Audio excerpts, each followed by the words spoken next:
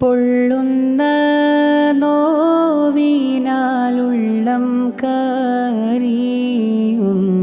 പെരിയോനേ, നിന്നിൽ ശുക്രോതുന്നു.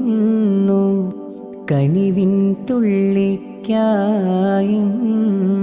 ഞാൻ കൈനീട്ടുന്നു. വല്ലാത്തതാണല്ലാഹ് നിന്റെ ഖുദ്റത്ത്, വല്ലായ്മ നീക്കിത്ത ഈ ലോകത്ത്.